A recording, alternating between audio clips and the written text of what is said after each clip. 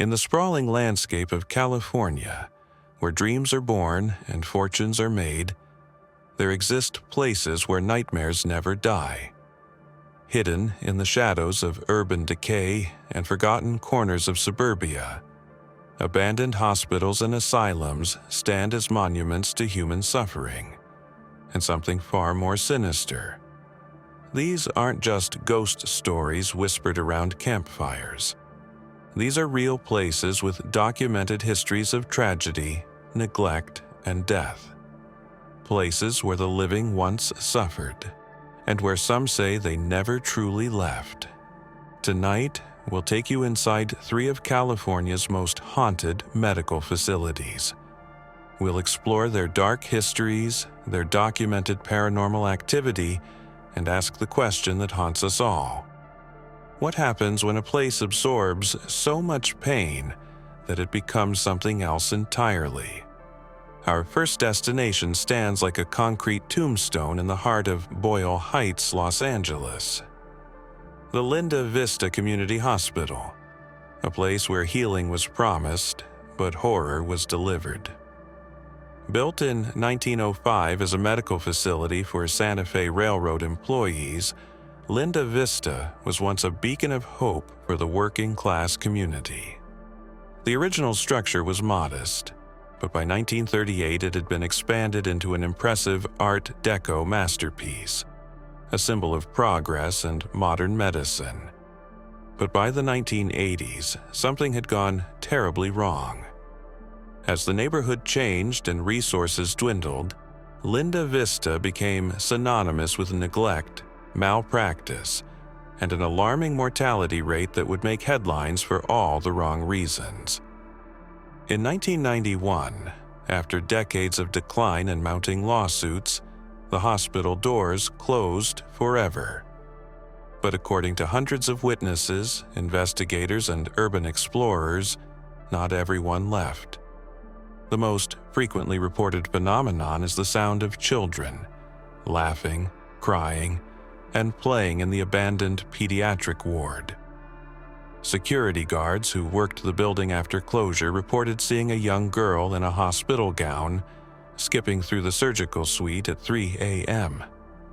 I heard it first around midnight, this giggling like kids playing hide and seek. When I went to check, the sound would move, room to room, floor to floor. And then I saw her, this little girl, couldn't be more than 7, just watching me from the end of the hallway. But children aren't the only spirits said to roam Linda Vista's halls. On the 3rd floor, witnesses report encounters with a woman in a white coat who walks purposefully down the corridor, checking empty rooms as if making rounds that never end. And in the basement morgue, urban explorers have documented the sound of footsteps, metal doors slamming, and what can only be described as the sound of someone or something moving bodies. What makes Linda Vista particularly terrifying isn't just the paranormal activity, it's the documented history that gives context to the hauntings. Medical records from the 1980s reveal stories of patients dying from preventable complications, families receiving wrong diagnoses, and a mortality rate that was statistically impossible to ignore. In recent weeks, YouTube videos featuring Linda Vista have garnered hundreds of thousands of views, with paranormal investigators reporting new phenomena. Electronic voice phenomena, EVP, recordings of children asking for help, temperature drops of 20 degrees in specific rooms, and multiple witnesses reporting being physically pushed by unseen forces. Linda Vista Community Hospital stands as a testament to what happens when a place designed for healing becomes synonymous with suffering. But our journey into California's haunted medical facilities has only just begun. 100 miles north, in the Central Valley town of Clovis, stood a mansion that embodied the American dream before becoming its darkest nightmare. This is the story of Wolfe Manor, a tale of glamour, madness, and supernatural revenge. In 1922, during the height of the Roaring Twenties, a wealthy businessman built what was destined to become one of California's most elegant private residences. The Wolfe Manor boasted imported European fixtures, hand-carved staircases, and manicured gardens that stretched across several acres. But by the 1930s, the Great Depression had claimed another victim. The mansion was sold and converted into something far more sinister: the Clovis Avenue Sanitarium, a mental health facility that would operate for decades with minimal oversight and maximum suffering. Unlike modern psychiatric facilities, the treatments at Clovis Avenue Sanitarium reflected the primitive understanding of mental health in the early to mid-20th century. Electroshock therapy without anesthesia, ice baths as punishment, and isolation chambers were standard practice. What I saw in that place, it wasn't treatment, it was torture. Patients would disappear into those basement rooms for days. Some never came back, and the ones who did, they weren't the same people anymore. After the sanitarium closed, the building sat empty for years until entrepreneurs saw an opportunity. In the 1990s and 2000s, Wolfe Manor was transformed into a haunted attraction called Scream If You Can, capitalizing on its genuine supernatural reputation. The manor's paranormal activity was so well documented that it attracted the attention of major television productions. Ghost Hunters, Ghost Adventures, and Mystery Quest all featured investigations at Wolfe Manor, with each team documenting unexplained phenomena. Electronic voice phenomena captured voices pleading for help, shadow figures caught on thermal cameras, and multiple instances of investigators being physically attacked by unseen entities. But perhaps most disturbing were the recorded voices of children. Children who shouldn't have been in a mental health facility in the first place. In 2014, after years of safety violations and community pressure, Wolfe Manor met its final fate. The building was demolished, but according to local residents, the demolition didn't eliminate the supernatural activity, it only displaced it. Even after they tore it down, we still hear things, screaming in the middle of the night, voices calling for help. My kids won't play in the yard after dark anymore. Something's still here. Today, the lot where Wolfe Manor once stood remains empty. Grass grows wild, and locals report strange lights, unexplained sounds, and an overwhelming sense of sadness that seems to emanate from the very ground itself. The building may be gone, but the suffering it contained appears to be eternal.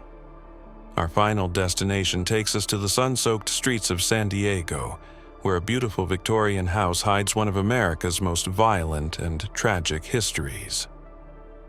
The Whaley House, recognized by the Department of Commerce as officially haunted, stands as proof that some places are simply born to be terrifying. Before the house was even built, the land was cursed with blood. In 1852, this exact spot served as San Diego's public execution site. It was here that James "Yankee Jim" Robinson was hanged for attempting to steal a boat, a crime that many believed didn't warrant death. But Yankee Jim's execution was botched. The rope was too long, and instead of a quick death, he was slowly strangled, his feet touching the ground as he died an agonizing death over several minutes. With his final breath, witnesses say he cursed the land and all who would dwell upon it. 5 years later, Thomas Whaley, a successful businessman and the town's first brick manufacturer, purchased the cursed land and built what he intended to be San Diego's finest residence. The house was completed in 1857 and served not only as the family home, but also as a general store, courthouse, and theater. Almost immediately, the Whaley family began experiencing unexplained phenomena. Heavy footsteps would echo through the upstairs hallways, footsteps that matched the size and gait of Yankee Jim Robinson. Thomas Whaley himself documented these occurrences in his diary, describing the nightly sound of someone with heavy boots walking overhead. But Yankee Jim wasn't the only spirit that would come to inhabit the house. In 1885, the Whaley's youngest daughter, Violet, took her own life with a gunshot to the chest after her husband abandoned her. She was just 22 years old. From the moment of Violet's death, visitors reported seeing a young woman in a white dress wandering the house, particularly in the area that served as the family theater. Musicians performing in the theater reported their instruments being tuned by invisible hands, and audience members claimed to see a woman in white applauding from the balcony long after performances had ended. The house also claims several child spirits, including the Whaley's infant son who died of scarlet fever, and other children whose identities remain unknown. Visitors frequently report the sound of children playing, toys moving on their own, and the feeling of small hands tugging at their clothing. Unlike many allegedly haunted locations, the Whaley House has been the subject of extensive scientific investigation. The California Paranormal Research Society has documented over 10,000 hours of investigation, with consistent evidence of electromagnetic anomalies, temperature fluctuations, and EVP recordings. The Whaley House isn't just haunted. It's like a supernatural Grand Central Station. We've recorded over 200 distinct EVP voices, captured full-body apparitions on thermal imaging, and documented physical interactions that defy explanation. This house doesn't just have ghosts. It's a doorway. What makes the Whaley House unique among haunted locations is its official recognition. In 1960, the United States Department of Commerce officially designated it as a haunted house, the first and only such designation in American history. This wasn't based on ghost stories or local legends, but on documented evidence and consistent paranormal activity spanning over 150 years. Today, the Whaley House operates as a museum, offering guided tours and paranormal investigations. Visitors continue to report encounters with Yankee Jim's heavy footsteps, Violet's mournful presence, and the playful spirits of children who refuse to rest. Recent social media posts and YouTube videos featuring the house have garnered millions of views, with new witnesses adding their experiences to a growing catalog of supernatural encounters. Linda Vista Community Hospital, Wolfe Manor, and the Whaley House. 3 locations, 3 different eras, but one common thread: they are places where human suffering became so concentrated, so intense, that it seems to have permanently stained the very fabric of reality. These aren't tourist attractions designed to thrill seekers of cheap scares. These are monuments to real tragedy, real pain, and real lives lost. The spirits that inhabit these places aren't performing for our entertainment.